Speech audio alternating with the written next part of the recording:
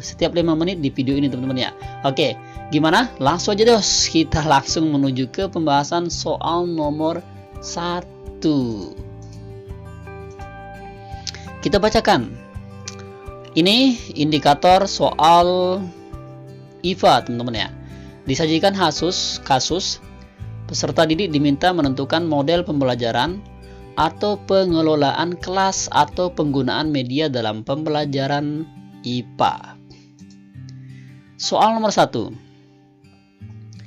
Dalam mengawali pembelajaran, Pak Mamas Nendar menyampaikan suatu permasalahan guna menggugah dan menimbulkan kepenasaran para siswanya.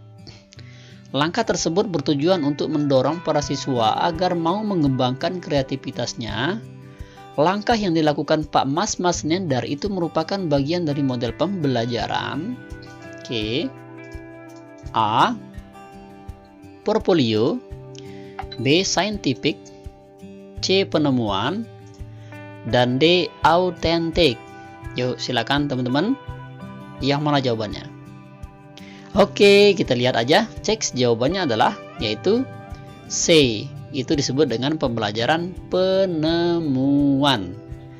Kenapa penemuan? Karena di situ sudah jelas teman-teman ya, dijelasin. Di sini dia menyampaikan bahwa menimbulkan kepanasan ya dalam kreativitas, mengembangkan kreativitas para siswa itu. Sehingga nanti di sana ada tingkah laku yang menunjukkan behavior sehingga siswa itu menemukan segala sesuatu. Nah, ini disebut dengan model pembelajaran penemuan. Jelas ya? Oke.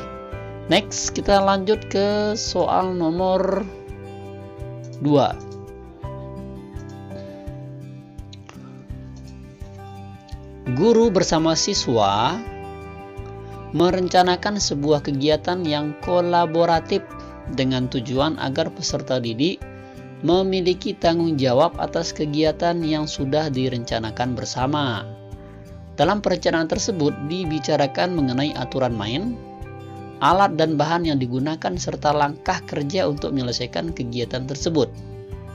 Model pembelajaran yang diterapkan oleh guru tersebut adalah A. Cooperative Learning. B. Project Based Learning atau PBL. C. Discovery Learning. D. STA. Yuk silakan teman-teman, yang mana jawabannya untuk soal nomor 2 ini. Oke, kita langsung aja lihat teman-teman guru PGSD. Jawabannya adalah yaitu B.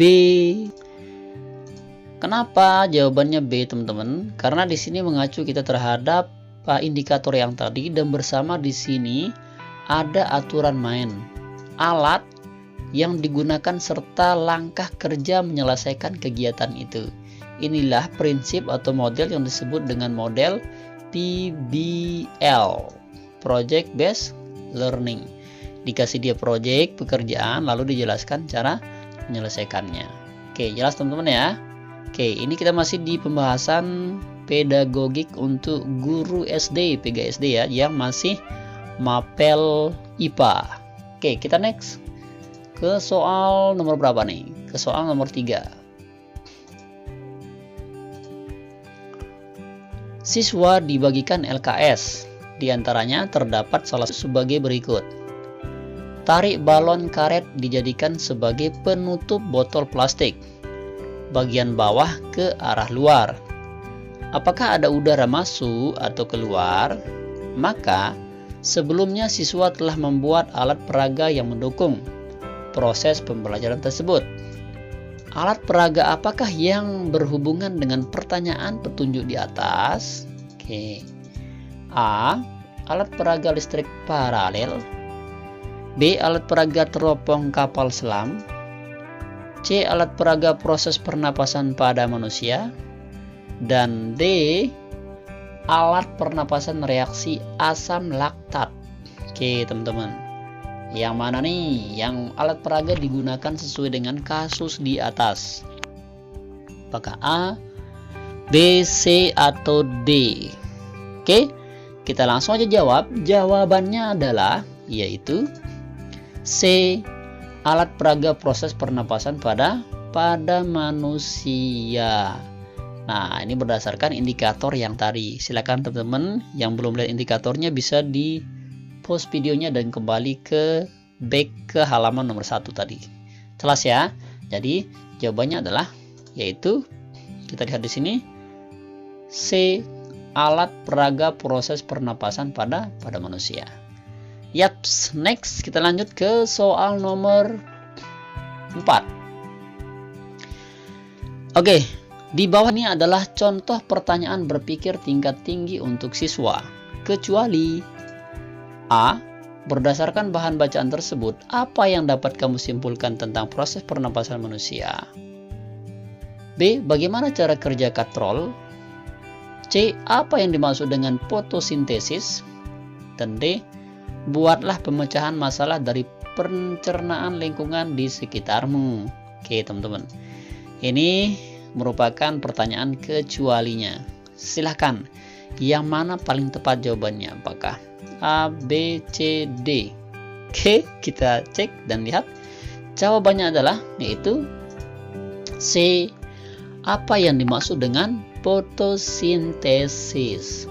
Kenapa? Karena ditanyain adalah berpikir tingkat tinggi. Kecuali, jelas ya, apa yang dimaksud dengan fotosintesis?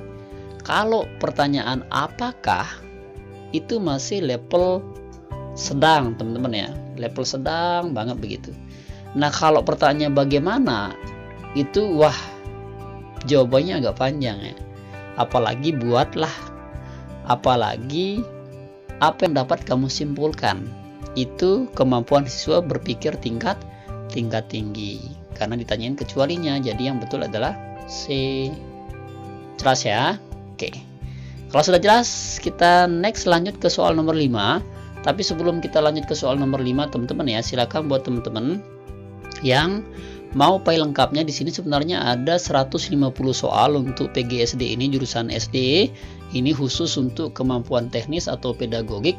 Silakan buat teman-teman yang ingin file lengkapnya, nyatakan Anda sudah like dan subscribe ya. Silakan like, subscribe dulu, kami tunggu 5 detik dari sekarang. Oke, kami tunggu 5 detik.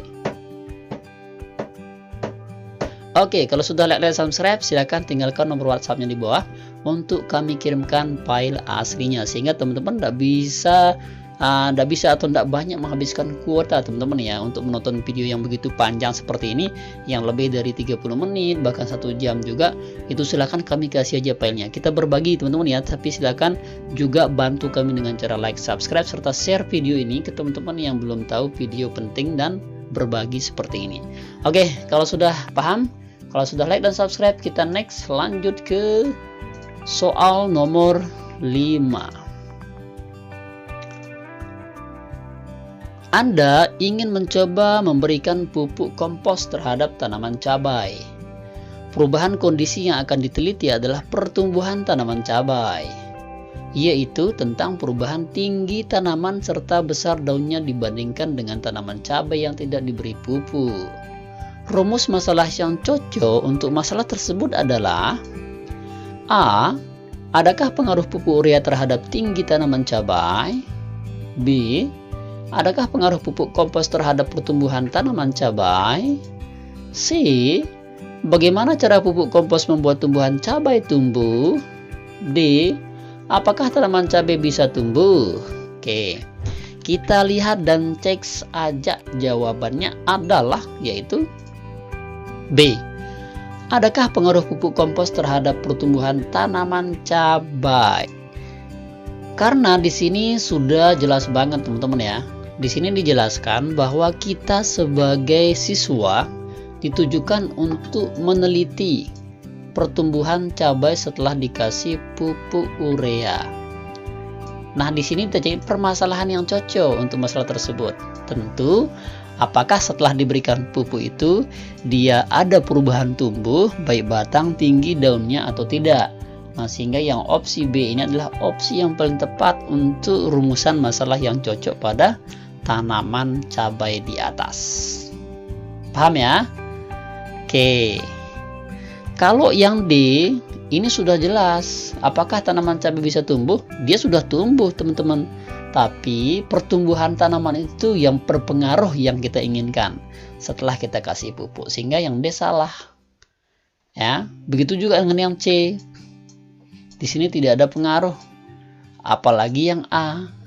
Ya, adakah pengaruh pupuk terhadap tingginya tanaman cabai? Nah, di sini tidak dijelaskan tentang pertumbuhan. Di sini pertumbuhan tanaman cabai itu ada enggak perubahannya setelah dikasih pupuk beberapa hari, 3-4 hari itu. Oke, jelas ya. Oke, untuk materi IPA sudah kita selesai. Di sini kami membahas 5 soal aja. Buat teman-teman sekali lagi yang ingin file lengkapnya untuk jurusan PGSD yang materi pedagogik tematik ini, silakan di kolom komentar ya. Oke, tapi syaratnya like dan subscribe. Yaps. Kita lanjut di materi yang berikutnya, yaitu soal matematika SD. Oke, ini dia indikator soalnya. Menganalisis bahan ajar berupa masalah matematika untuk pembelajaran yang dengan pendekatan berbasis konstruktivisme. Jelas ya? Oke, kita bacakan soal nomor berapa nih? Nomor 6 ya. Oke, kita bacakan soal nomor 6. Ini nomor 6. Mohon maaf, ini salah tulis. Ini nomor 6. Berikut ini adalah langkah dalam pembelajaran dengan pendekatan konstruktivisme. 1. Menerapkan pengetahuan dan pengalaman yang diperoleh. 2. Memperoleh pengetahuan baru. 3. Mengaktifkan pengetahuan yang sudah ada. 4. Pemahaman pengetahuan. Dan 5. Melakukan refleksi. Pertanyaannya, apakah langkah pembelajaran berdasarkan pendekatan konstruktivisme adalah urutannya, urutan langkah-langkah. Oke. A. Kita lihat. A 4, 3, 2, 1, 4. B 3, 2, 4, 1, 5. C 2, 3, 4, 1, 5. Dan D 1, 2, 3, 4, 5. Oke, yang mana jawabannya teman-teman ya? Kalau Anda mau berpikir sih silahkan jawab aja yang D teman-teman. 1, 2, 3, 4, 5. Oke, kalau sudah dan tanpa banyak omong, kita cek saja jawabannya adalah B, yaitu 3, 2, 4, 1, 5 teman-teman. Ya, sini dia jawabannya untuk soal nomor 6. Oke, kita lanjut ke soal nomor 7 teman-teman ya. Nah, di sini masih kita membahas yang kompetensi pedagogik bagian matematika. Oke, berikut yang bukan faktor yang menyebabkan siswa mengalami kesulitan belajar matematika adalah: A. Siswa tidak mengalami lambang-lambang yang ada pada kalimat matematika. B. Siswa tidak lancar menggunakan operasi dan prosedur. C. Siswa tidak dapat menangkap konsep matematika dengan benar. Dan D. Siswa tidak memiliki keterampilan untuk menulis. Oke, silakan. Yang mana termasuk kesulitan belajar anak-anak ketika belajar matematika? Oke, buat guru-guru SD saya yakin sudah tahu jawabannya ya. Yaps, kita lihat dan cek saja jawabannya adalah yaitu D. Siswa tidak memiliki keterampilan untuk menulis. Jelas ya, ini ditanyain adalah yang bukan faktor menyebabkan siswa mengalami kesulitan belajar matematika. Ya tentu saja dengan ketidak memiliki keterampilan menulis. Ya tidak mungkin teman-teman ya, karena ditanyain adalah yang bukan faktornya. Ya, jelas ya, yang bukan faktor. Oke, next kita lanjut ke soal nomor 7 teman-teman ya. Jadi double 7-nya, yang tadi juga 7 sekarang 7 juga. Oke, kita bacakan. Berikut tahapan pemecahan masalah untuk melatih berpikir matematika tingkat tinggi menurut Polya. 1. Memahami soal atau masalah. 2. Menelaah kembali terhadap semua yang telah dilakukan. 3. Membuat rencana untuk menyelesaikan. 4. Melaksanakan rencana. Pertanyaannya, urutkan tahapan di atas sehingga menjadi tahapan yang runtut. A. 3142, B. 3412, C. 1242, D. 1324. Oke, silakan teman-teman ya yang pernah baca tentang pemecahan nih yang menurut Polya. Oke, tanpa banyak bicara, omong dan kita cek, langsung aja jawabannya adalah yaitu C. 1, 3, 4, dan 2. Ini yang menurut Polya. Jelas teman-teman ya, sehingga runtutnya itu benar. Jelas ya? Oke, kalau sudah jelas, next kita lanjut ke soal nomor 8. Ada beberapa hal yang perlu diperhatikan dalam berpikir tingkat tinggi matematika, kecuali A. Menggunakan masalah dunia nyata, B. Menggunakan model sebelum ke rumus, C. Menggunakan media interaktif dalam belajar, dan D. Menggunakan atau mengkaitkan semua topik dalam matematika. Oke, yang mana jawabannya? Oke, jawabannya adalah yaitu C. Di sini yang tepat adalah C, yaitu menggunakan media interaktif dalam belajar. Karena di sini datanya adalah beberapa yang perlu diperhatikan dalam berpikir tingkat tinggi, kecuali, yaitu menggunakan media interaktif dalam belajar. Next, kita lanjut ke soal nomor 9, masih di materi matematika. Bu Ani ingin mengajarkan kepada anak-anak kelas 1 tentang nilai tempat suatu bilangan. Media yang tepat digunakan Bu Ani adalah A. Kartu bilangan, B. Blok Dienes, C. Loncat kata, dan D. Papan berpaku. Yuk teman-teman guru SD yang biasa ngajar matematika, yang mana yang paling tepat? Oke, yang paling tepat adalah yaitu B. Blok Dienes. Ini metode yang harus digunakan sama Ibu Ani karena dia mengajar tentang nilai tempat suatu bilangan. Jelas ya? Oke. Next, kita lanjut ke soal nomor 10. Ini soal terakhir dari matematika buat guru SD jurusan PGSD, dan silakan buat teman-teman sekali lagi kami ingatkan bahwa terkait untuk pembukaan pendaftaran P3K itu nanti insya Allah dibuka bertepatan dengan CPNS. Tapi pernyataan dari Mendikbud itu sekitar bulan Maret atau Mei. Jadi segera persiapkan berkas-berkas teman, siapkan juga hal-hal yang kita perlukan nanti sehingga tidak tergegas kita untuk pendaftaran P3K ini. Seperti berkas-berkasnya kayak foto ya, ukuran foto, kemudian ijazah sudah dilegisir apa belum, dan sebagainya. Buat teman-teman yang ingin melihat pernyataan Mendikbud bisa cek di deskripsi video juga. Oke, kita bacakan soal terakhir matematika PGSD. Pak Arif ingin mengajarkan cara mengukur luas halaman sekolah dengan satuan meter. Alat peraga yang sebaiknya digunakan supaya pembelajaran menarik adalah A. Pita garis bilangan, mistar, tangga garis. B. Blok Dienes, mistar, pita garis bilangan. C. Mistar, uang logam, blok Dienes. D. Tangga garis, blok Dienes, uang logam. Oke, jelas ya? Yaps, kita lihat dan cek. Jawabannya adalah yaitu A. Menggunakan pipa. Apa yang kita gunakan? Pita garis bilangan, lalu mistar tangga garis. Ini yang digunakan tepat dalam pembelajaran Bapak Arif. Sehingga Bapak Arif itu pelajarannya menarik, teman-teman. Jelas ya? Oke. Next, kita lanjut di soal berikutnya, yaitu IPS. Indikatornya menerapkan prinsip-prinsip pembelajaran IPS yang mendidik sesuai dengan karakteristik anak SD.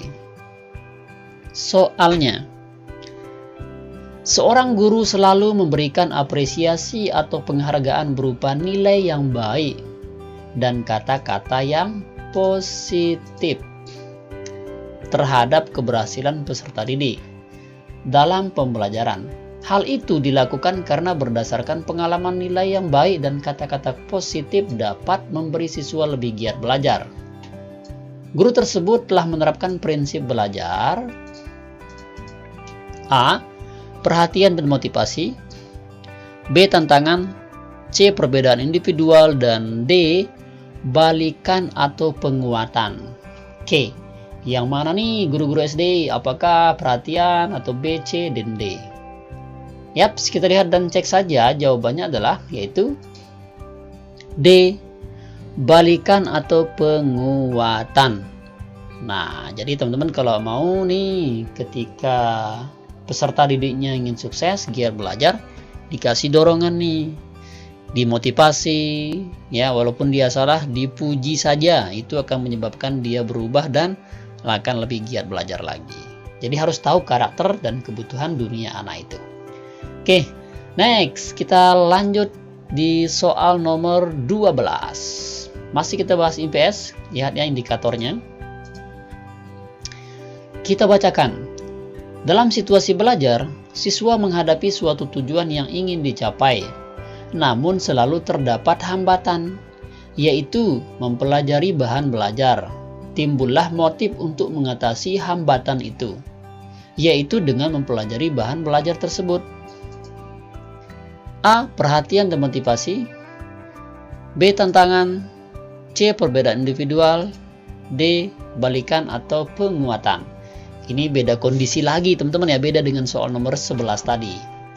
Oke, kita lihat dan cek jawabannya. Yang paling tepat adalah yaitu B. Tantangan. Ini kita memberikan tantangan terhadap peserta didik kita, yaitu dengan menimbulkan motif, ya, motif untuk mengatasi hambatan-hambatan sehingga bisa dilalui sama peserta didik itu sendiri. Oke, jelas ya? Oke, kalau sudah jelas, kita lanjut di soal nomor berapa nih? Nomor 13. Prinsip umum yang diperhatikan dalam pemanfaatan media pembelajaran IPS adalah A. Guru harus menggunakan media secara aktif. B. Dalam satu pembelajaran, guru harus menggunakan satu media. C. Persiapan yang cukup dalam menggunakan media. D. Penggunaan media harus dapat memperlakukan siswa secara aktif. C. Ini yang ditanyain adalah bagaimana kita melakukan prinsip umum untuk pemanfaatan media pada pembelajaran IPS. Apakah A, B, C, atau D? Oke, kita lihat dan cek jawabannya adalah yaitu D. Penggunaan media harus dapat memperlakukan siswa secara aktif. Itu prinsip umum dari media untuk kebutuhan pelajaran IPS, IPA maupun pelajaran yang lainnya. Oke, next kita lanjut di soal nomor 14. Guru ingin mendesain kelompok belajar dan menggunakan media untuk menyampaikan materi IPS ke kelas 6 tentang kerusakan ekosistem. Jika media harus sesuai dengan indikator yang sudah ditetapkan, yaitu menganalisa dampak kerusakan ekosistem akibat ulah manusia, maka apakah media pembelajaran yang sebaiknya digunakan oleh guru ketika mengajar? A. Gambar kerusakan alam, gambar binatang buas, kartu tanya atau buku ajar. B. Video kerusakan alam akibat bencana alam seperti tsunami, angin topan, dan gempa bumi. C. Video akibat kerusakan lingkungan seperti penebangan pohon sembarangan, pemburuan liar binatang yang dilindungi, dan penggunaan pestisida yang berlebihan. D. Pemberian tabel checklist yang berisi pernyataan mana yang termasuk dampak kerusakan ekosistem dan pemeliharaan ekosistem oleh manusia. Oke, ini digunakan sebaiknya ketika mengajar itu yang mana? Yaps, kita lihat dan cek aja jawabannya. Yang paling tepat adalah yaitu C. Video akibat kerusakan ulah manusia seperti menebang pohon sembarangan, pemburuan liar yang melindungi dan penggunaan pestisida yang berlebihan. Ini yang paling tepat, teman-teman. Jelas ya untuk soal seperti ini. Jadi yang tepat adalah yaitu C. Oke, next kita lanjut di soal nomor 15. Kemampuan awal atau prasyarat yang dimiliki siswa sebelum mempelajari kompetensi dasar mendeskripsikan gejala atau peristiwa alam yang terjadi di negara tetangga adalah: A. Mendeskripsikan gejala alam yang terjadi di Asia Tenggara. B. Mendeskripsikan gejala alam yang terjadi di Asia. C. Mendeskripsikan gejala alam yang terjadi di Indonesia. C. Mendeskripsikan gejala alam yang terjadi di Amerika Serikat. Oke, teman-teman. Silahkan nih, yang mana jawabannya? Unjuk tangannya dong ya. Oke, atas kasus seperti ini, peristiwa alam, yaitu KD-nya mendeskripsikan peristiwa alam. Apakah A, B, C, atau D? Yaps, kita lihat dan cek jawabannya adalah yaitu C, mendeskripsikan gejala peristiwa alam yang terjadi di Indonesia. Ini merupakan salah satu KD tentang Anda yang mendeskripsikan gejala alam di negara tetangga. Oke, teman-teman. Ini dia soal nomor 15. Jadi, kita sudah selesai pembahasan materi IPS. Sekarang kita lanjut di materi berikutnya, yaitu materi PPKN. Oke, ini dia indikator pelajaran PPKN, yaitu mampu menerapkan prinsip belajar dan pembelajaran yang berdiri dalam pembelajaran PPKN di kelas. Oke, sebelum kita ke pembahasan soal PPKN, kami berikan informasi lagi kepada teman-teman untuk seleksi P3K ini. Ternyata untuk teman-teman yang mengajar di Kemenak itu tidak memiliki kesempatan yang sama seperti kita-kita yang ada di Kemendikbud. Bahwa teman-teman yang ngajar di Simpatika atau di Kemenak itu tidak bisa daftar karena masih servernya tidak bisa, karena itu di luar dari Mendikbud. Oleh karena itu, teman-teman kalau belajar ini tidak usah, itu percuma ya. Tapi kita tidak tahu, mungkin ada kebijakan terbaru nanti dari Menteri Agama, apakah dibuka juga untuk P3K ini bagian Kemenak. Nah, serta itu pastikan kami akan intip informasinya dan pastikan Anda tekan loncengnya di sini karena kami akan berbagi tentang informasi-informasi terbaru mengenai P3K ini, baik di bagian Kemenak maupun di Kemendikbud. Tapi untuk sementara Kemenak belum ada informasinya ya, tapi kita sabar, kita doa semoga di Kemenak juga ada untuk seleksi P3K ini. Oke, itu dia informasinya. Kita lanjut ke soal PPKN. Prinsip pembelajaran PPKN salah satunya adalah reactive teaching. Di bawah ini adalah ciri guru yang reaktif kecuali: A. Menjadi siswa sebagai pusat kegiatan belajar. B. Menggunakan media pembelajaran di lingkungan sekitar.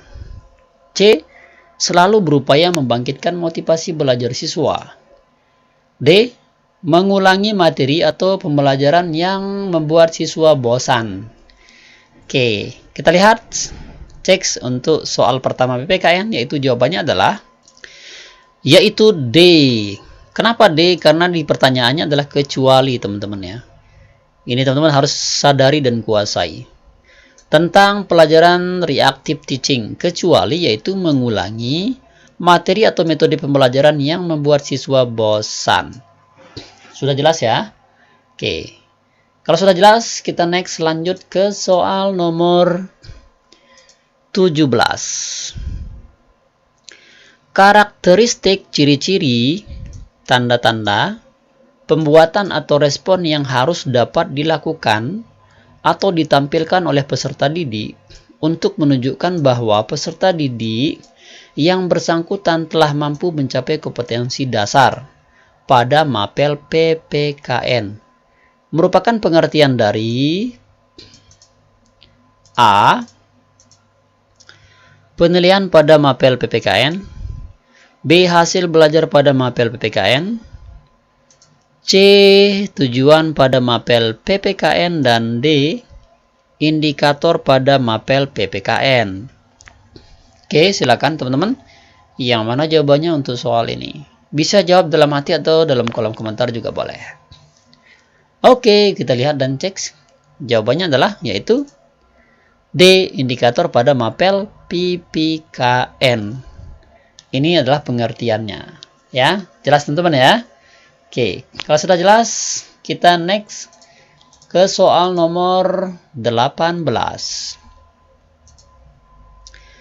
Berikut ini adalah kelebihan penggunaan model pembelajaran kooperatif dalam pelajaran PPKN SD.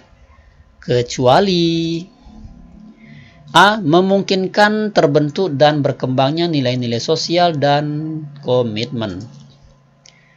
B. Meningkatkan kemampuan individu dalam mencapai prestasi secara kelompok. C. Meningkatkan kesepakatan dan kesetiakawanan sosial. D. Memungkinkan siswa untuk saling belajar mengenai sikap, keterampilan, dan informasi. Oke, silakan. Ini kecuali. Yang mana jawabannya, teman-teman? Oke, kita langsung cek, lihat jawabannya adalah, yaitu B. Meningkatkan kemampuan individu dalam mencapai prestasi secara kelompok. Ini merupakan yang bukan kelebihan penggunaan model pembelajaran kooperatif dalam PPKN. Karena ditanyain adalah kecualinya. Jelas teman-teman ya? Oke. Kalau belum jelas bisa di kolom komentar, nanti kita coba diskusi, kita bagikan juga file aslinya. Next, kita lanjut di soal nomor 19. Kelebihan model kooperatif learning di bawah ini yang benar menurut Hidayati. 2012 halaman 16 kecuali A. Melatih kesiapan siswa. B. Dapat mengurangi rasa takut dalam bertanya. C. Saling memberikan pengetahuan.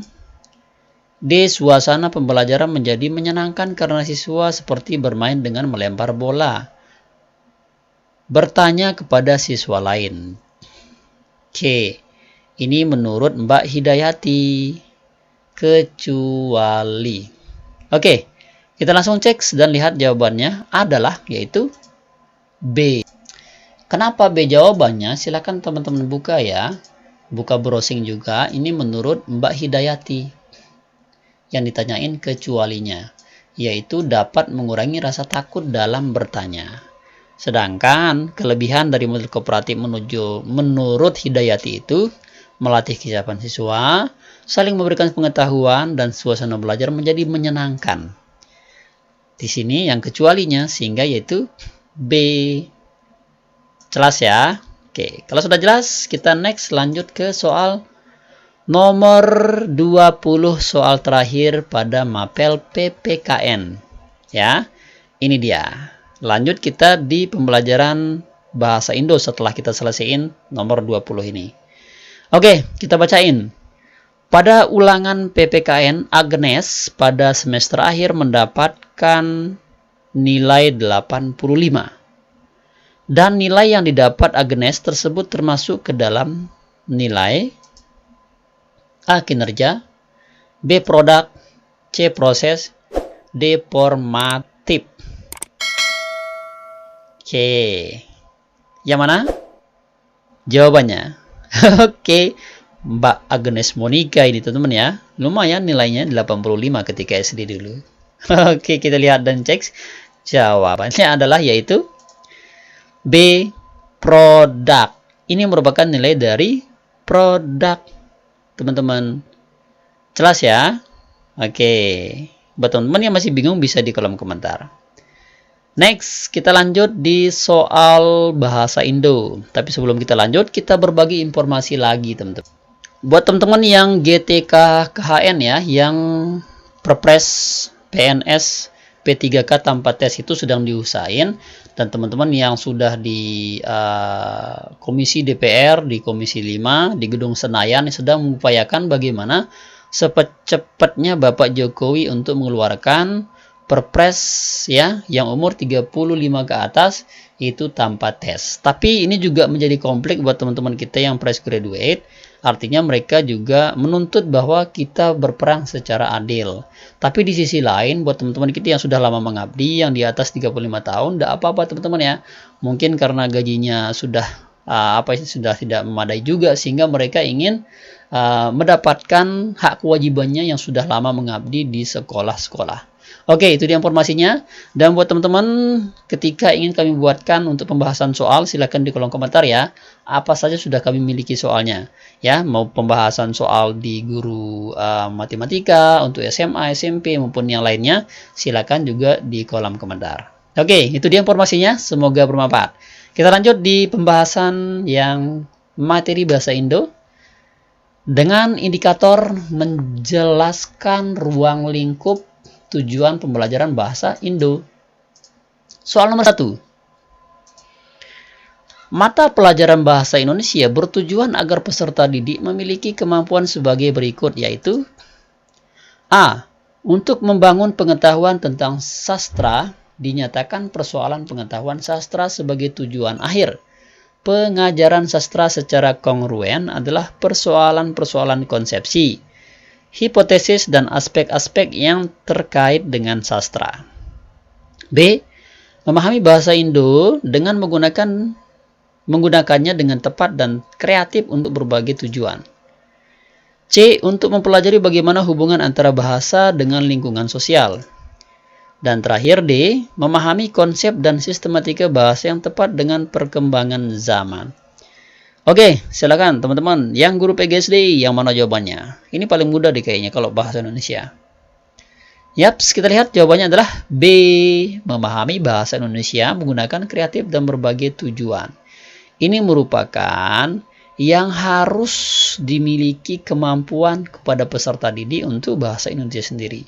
Bagaimana dia memahaminya, lalu menggunakannya, ya. Memperhatikan bahasa itu sendiri sehingga menjadi kebanggaan bagi warga negara kita. Jelas ya? Oke, kalau sudah jelas kita next. Lanjut aja ke soal nomor 22. Berikut ini ya merupakan salah satu tujuan umum pembelajaran bahasa Indo di SD. Ini menurut standar kompetensi pendidikan bahasa Indo Depdiknas tahun 2002. A. Siswa memiliki kompeten dalam memahami aspek keterampilan berbahasa. B. Siswa menghargai dan membanggakan bahasa Indonesia sebagai bahasa persatuan bahasa negara. C. Siswa mampu memanfaatkan bahasa sebagai tolak ukur keberhasilan belajar. D. Siswa memahami keterampilan berbahasa digunakan untuk keadaan situasi formalitas. Jadi kebelat teman-teman ya. Oke. Ini yang mana jawabannya nih? Ini berdasarkan tujuan umum ya. Ingat di garis bawahi tujuan umum pembelajaran bahasa Indo menurut dan berdasarkan Depdiknas. Apakah A, B, C, atau D? Yaps, kita lihat dan cek saja.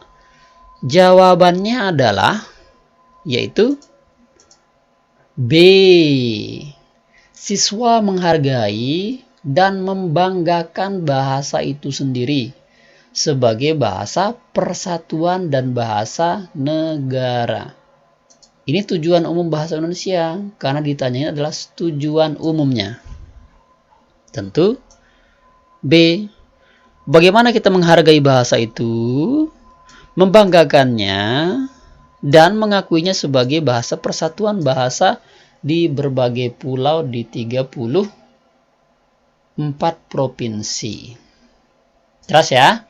Oke, kalau sudah jelas kita next. Lanjut ke soal nomor 23. Tujuan pembelajaran bahasa adalah A. Mengajak siswa berkomunikasi baik secara lisan maupun tertulis.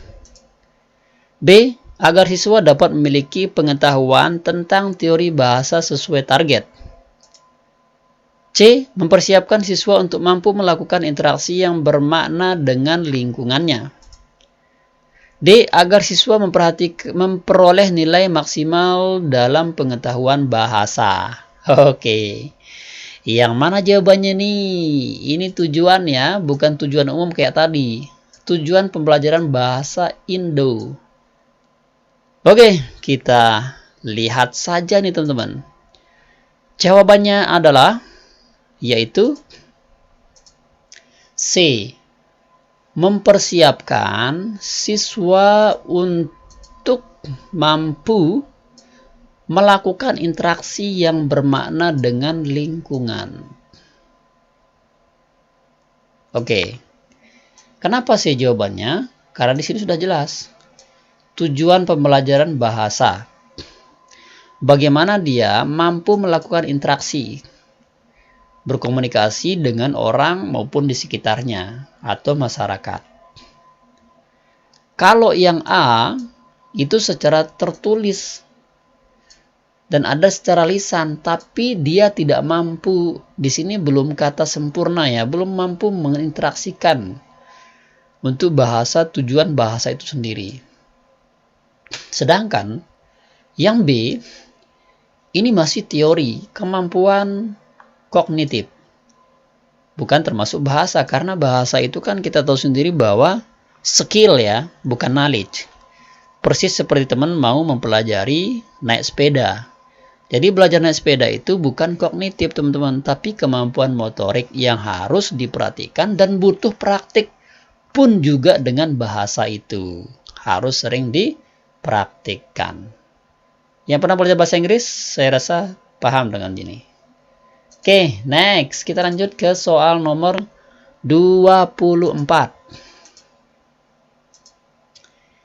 Membawa anak-anak kelas rendah berkeliling di sekitar lingkungan sekolah. Kemudian mereka disuruh menceritakan kegiatan tersebut. Tergolong teknik. A. Bermain peran. B. Pemberian tugas. C. Dramatisasi. D. Karya wisata. Yuk teman-teman. Yang mana jawabannya untuk kasus pembelajaran seperti ini? Ini bahasa Indo ya. Kita lihat pertanyaannya. Pertama, dia disuruh keliling di sekitar kelas lingkungan sekolah. Setelah itu, mereka disuruh sama bapak guru menceritakan kegiatan tersebut. Ini teknik apa namanya? Apakah A. Ini bermain peran? Kayaknya enggak teman-teman ya. B. Pembagian tugas. Kita amankan. C. Dramatisasi. Iya kalau dia sampai kejar-kejaran ya kayak Romeo Juliet. D. Karya wisata. Karya wisata kan kalau biasa keliling jauh nih. Ini kan sekitar sekolah. Tapi di sini ditanyain tekniknya. Oke, kita lihat aja nih biar enggak penasaran. Kita jos saja lihat, biar tidak ada dusta di antara kita. Apakah masnya betul, apa saya yang betul gitu ya.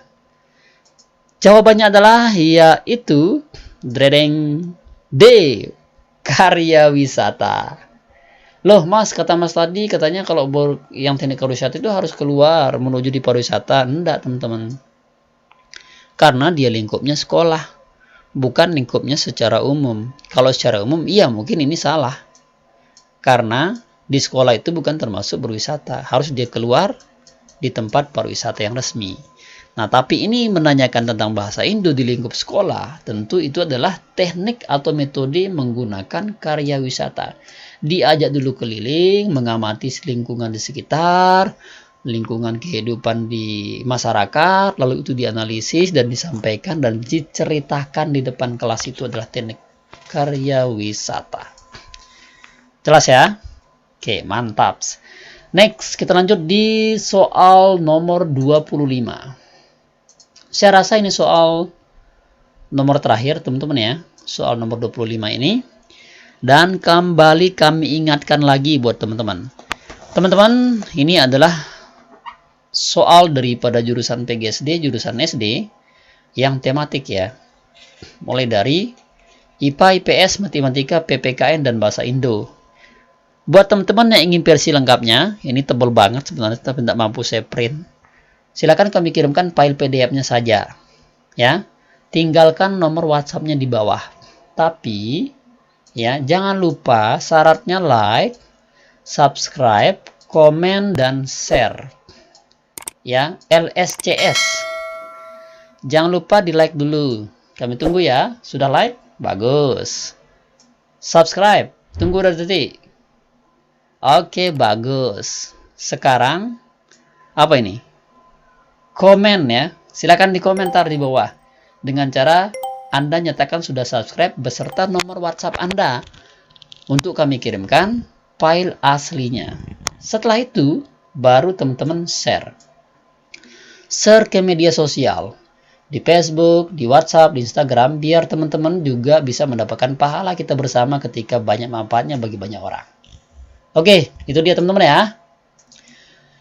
Dan kita langsung bahas soal terakhir, nomor 25. Untuk dapat melaksanakan penilaian pembelajaran bahasa Indonesia dengan baik, perlu juga diketahui prinsipnya. Secara umum, penilaian harus A. Subjektif, terpisah, terbuka, bersifat mendidik. B. Objektif, bersifat mendidik, terbuka, bermakna, menyeluruh. C. Subjektif, rahasia, berkesinambungan, bermakna, bersifat mendidik.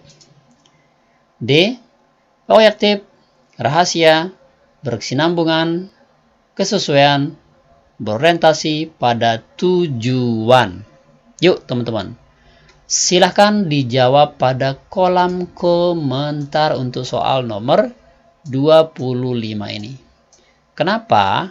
Untuk melihat keseriusan teman-teman dalam menghadapi seleksi P3K tahun 2021 ini, dan saya doakan semoga teman-teman yang menjawabnya pada kolom komentar bisa mendapatkan nilai yang bagus nanti. Lancar rezekinya, tetap sehat selalu, murah rezeki, serta tentu dilindungi oleh Allah Subhanahu wa Ta'ala. Oke, kami tunggu di kolom komentar ya. Dan jangan lupa sertakan nomor WhatsApp-nya untuk kami kirimkan filenya dan nyatakan Anda sudah like dan subscribe. Oke, itu dia. Dan mungkin ada kekurangan di video ini. Mohon maaf atas kekurangan dan semoga bermanfaat tentunya. Dan jangan lupa share sebanyak-banyaknya ke teman-teman Anda.